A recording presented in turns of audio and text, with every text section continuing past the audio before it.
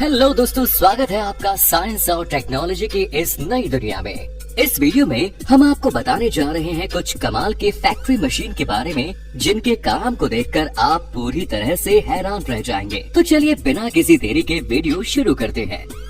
Basket making. Basket बनाने के लिए इन बड़ी बड़ी प्लास्टिक शीट्स का इस्तेमाल किया जाता है। यहाँ इन प्लास्टिक शीट्स को एक मेल्टिंग मशीन में डालकर इन्हें मेल्ट किया जाता है और मेल्ट करते हुए ये मशीन इन्हें लगातार एक बड़े आउटलेट से निकालती जाती है। यहाँ ये प्लास्टिक मेल्ट होकर रबर की फॉर्म में निकलने लगता है।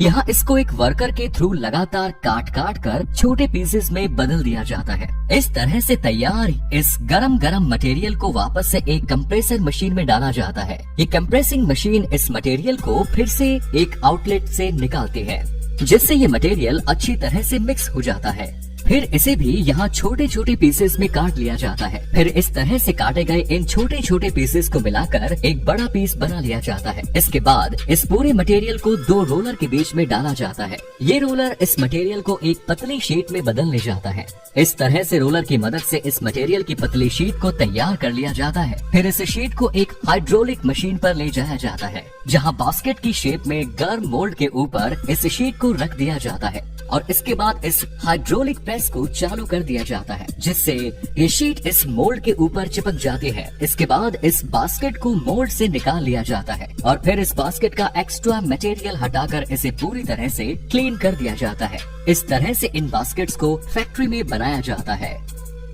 Next is electric wire making. Electric wire यानी बिजली के तार बनाने के लिए सबसे पहले इसके अंदर इस्तेमाल होने वाले कॉपर वायर के रोल लिए जाते हैं। इसके बाद में इन वायर्स के ऊपर पीवीसी मटेरियल चढ़ाने के लिए इन्हें पीवीसी कोटिंग मशीन तक लाया जाता है। यहाँ इसके मटेरियल पीवीसी बीन्स को एक मेल्टिंग मशीन के कंटेनर में डाला जाता है। ये एक कंप्रेसिंग मशीन होती है जो कि इन बीन्स को मेल्ट करते हुए आगे एक नोजल से निकालते जाती है।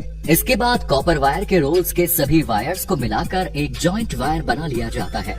फिर इस वायर को इस मशीन में अच्छे से सेट कर दिया जाता है और फिर इस वायर को लगातार आगे की ओर खींचने के लिए एक प्लेटफॉर्म पर फिक्स कर दिया जाता है। जैसे जैसे इस कॉपर वायर को आगे खींचा जाता है तो इसके ऊपर मेल्टेड पीवीसी मटेरियल चिपक कर बाहर आने लगता है और जब ये वायर नोजल से बाहर निकलता है तो काफी गर्म होता है, इसलिए इसे आगे तुरंत ही ठंडे पानी में से गुजारा जाता है, जिससे इसका मटेरियल जल्दी से ठंडा हो जाता है। इस तरह से इस कॉपर वायर के ऊपर पीवीसी मटेरियल चढ़ाकर इलेक्ट्रिक वायर्स तैयार किए जाते हैं। फिर इन तैयार हुए वायर्स को एक मशीन के ऊपर सेट करके इनके रोल बना लिए जाते हैं। Next is garden pipe making. Garden में पानी देने वाले प्लास्टिक के पाइप को बनाने के लिए प्लास्टिक के बीन्स लिए जाते हैं। फिर इन बीन्स को एक हीटिंग मशीन के अंदर डाला जाता है। यहाँ इन बीन्स को हीट की मदद से मेल्ट करते हुए आगे इस मशीन के नोजल से निकाला जाता है। आगे की तरफ पाइप की शेप में निकलने वाला ये मटेरियल काफी गर्म होता है, इसलिए इस मशीन के आगे की तरफ एक लंबा सा प्लेटफॉर्म बनाया गया होता है, जिसमें इस वाटर पाइप को लगातार पानी की मदद से ठंडा किया जाता है। जब ये वाटर पाइप बनकर पूरी तरह से तैयार हो जाता है तो फिर आगे की तरफ इसके फिक्स लेंथ में रोल बना दिए जाते हैं। फिर इन रोल को पैक करके मार्केट में बेचने के लिए भेज दिया जाता है। Next is marble making. दोस्तों, कांच के कंचे बनाने के लिए सबसे पहले रिसाइकल ग्लास को बॉयलर में गर्म किया जाता है। फिर बॉयलर में गर्म इस कांच को कई छोटे छोटे आउटलेट से निकाला जाता है। यहाँ आउटलेट्स के आगे एक कटिंग मशीन लगी होती है, जो कि इस गर्म लिक्विड को छोटे छोटे पीसेस में काटती जाती है। काटने के बाद इन पीसेस को आगे लगे रोलर से गुजारा जाता है, जहाँ इन्हें परफेक्ट राउंड शेप दी जाती है। राउंड शेप देने के बाद इन्हें कंटिन्यू आगे भेजा जाता है और लास्ट में इन्हें कलेक्शन पॉइंट्स पर ठंडा होने के लिए छोड़ दिया जाता है और ठंडा होने के बाद इन्हें कंटेनर में भर दिया जाता है। Next is matchstick making. माचिस की तिल्ली बनाने के लिए सबसे पहले लकड़ी के एक लोग को एक मशीन पर लगाकर इसकी पतली पतली लेयर उतार ली जाती है। फिर इन लेयर्स को एक के ऊपर एक रखकर इन्हें एक मशीन में डाल दिया जाता है। यहाँ ये मशीन इन्हें छोटे छोटे टुकड़ों में काटती जाती है, जिनकी साइज एक माचिस की तिल्ली जितनी होती है। फिर इन कटी हुई तिल्लियों को एक कन्वेयर पर से गुजारा जाता है, जिससे इसमें से छोटी छोटी तिल्लियाँ अलग हो जाती हैं और एक फिक्स साइज की तिल्लियाँ अलग रह जाती हैं, जिन्हें यहाँ से कलेक्ट कर लिया जाता है। फिर इन सभी तिल्लियों को एक स्पेशल मशीन में डाला जाता है, जहां ये मशीन इन तिल्लियों को एक कन्वेयर पर लगाती जाती है। फिर इस कन्वेयर पर लगी तिल्लियों को आगे की तरफ पोटेशियम क्लोरेट और रेड फास्फोरस के लिक्विड मिक्सचर में डुबोया जाता है, जिसके बाद ये तिल्लियां पूरी तरह से बनकर तैयार हो जाती हैं। फिर इन तिल्लियों को एक ऑटोमेटिक मशीन के जरिए एक फिक्स्ड अमाउंट में इनके बॉक्सेस में भर दिया जाता है। फिर इन छोटे छोटे बॉक्सेस को भी एक बड़े बॉक्स में भरकर इन्हें मार्केट में भेज दिया जाता है। Next is pencil making process. Pencil बनाने के लिए सबसे पहले पेंसिल की लीड तैयार की जाती है। इसके लिए एक कंटेनर में ग्रेफाइट और क्ले को मिलाकर इसका पेस्ट तैयार किया जाता है। फिर इस पेस्ट में से ये मशीन पेंसिल की लीड्स तैयार करती जाती है। इन लीड्स को यहाँ कुछ समय तक सूखने के लिए छोड़ दिया जाता है। सूखने के बाद इन लीड्स को एक मेटल कंटेनर में भरकर हीटिंग चैम्बर में डाल दिया जाता है। यहाँ इन लीड्स को हाई टेम्परेचर पर गर्म किया जाता है। फिर इन लीड्स को हीटिंग चैम्बर से निकालकर इन पर गर्म गर्म वैक्स डाल दिया जाता है। ये दोनों प्रोसेस पेंसिल लीड को स्ट्रॉन्ग और स्मूथ बनाने के लिए की जाती है। इन सब के बाद शुरू होता है पेंसिल के लिए लकड़ी बनाने का काम। सबसे पहले लकड़ी की एक प्लाई के ऊपर एक मशीन के जरिए सांचे बनाए जाते हैं और इन मशीन के जरिए इन पर ग्लू भी लगाया जाता है। ग्लू लगाने के बाद इन पर पेंसिल लीड रख दी जाती है और फिर ऐसे ही एक लकड़ी की प्लाई इनके ऊपर और रख दी जाती है और फिर इन्हें सूखने के लिए छोड़ दिया जाता है।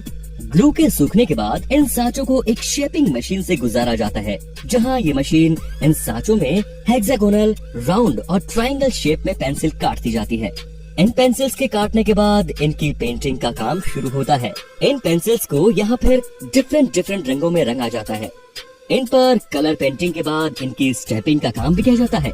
एक मशीन द्वारा इन पेंसिल पर कंपनी के स्टैंप लगाए जाते हैं। फिर फाइनली इन पेंसिल्स के पीछे वाले हिस्से को एक बार फिर से कलर में डुबाया जाता है। इस तरह से ये पेंसिल्स तैयार होती है दोस्तों। फिर इन तैयार पेंसिल्स को अलग अलग बॉक्सेस में पैक करके मार्केट के लिए भेज दिया जाता है। Next is LPG cylinder making. LPG cylinder बनाने के लिए सबसे पहले स्टील की राउंड शीट ली जाती है। फिर इस शीट को एक हाइड्रोलिक प्रेस के नीचे दबाकर इसे हाफ कैप्सूल का शेप दिया जाता है। फिर आगे लगी एक मशीन इस कैप्सूल्स की वेस्ट एजेस को काटती जाती है। फिर इस हाफ कैप्सूल के ऊपर वाले होल में एक नोजल को वेल्ड किया जाता है। नोजल वेल्ड करने के बाद इसके ऊपर की तरफ एक फ्रेम भी वेल्ड कर दिया जाता है, जो कि सिलेंडर को पकड़कर उठाने के काम में आता है। फिर ऐसा ही एक हाफ कैप्सूल और लिया जाता है, जिस पर सिलेंडर के स्टैंड वाला हिस्सा वेल्ड किया जाता है, जिससे सिलेंडर के नीचे वाला बेस तैयार होता है। फिर फाइनली तैयार किए गए दोनों हाफ कैप्सूल्स को आपस में वेल्ड कर दिया जाता है, जिससे एक पूरा सिलेंडर तैयार हो जाता है। फिर इस तैयार सिलेंडर को एक हीटिंग चैम्बर से गुजारा जाता है और फिर इन सिलेंडर की हाइड्रो टेस्टिंग की जाती है। हाइड्रो टेस्टिंग के बाद इन सिलेंडर्स पर कलर किया जाता है। इन्हें एक हैंगर से लटकाकर इन पर स्प्रे गन से कलर स्प्रे किया जाता है और फिर फाइनली सिलेंडर पर एक एक करके वाल्व लगा दिए जाते हैं, जिसके बाद ये सिलेंडर पूरी तरह से इस्तेमाल के लिए तैयार है। तो आप सभी को इनफिंग मशीनों के द्वारा इन प्रोडक्ट को बनता देखकर कैसा लगा, अपने विचार कमेंट बॉक्स में जरूर दीजिए। अगर आपको ये वीडियो पसंद आया तो प्लीज लाइक और शेयर करना ना भूलें। ऐसे ही इंटरेस्टिंग नॉलेज से भरे और वीडियोस के लिए हमारे चैनल को सब्सक्राइब जरूर करें। धन्यवाद।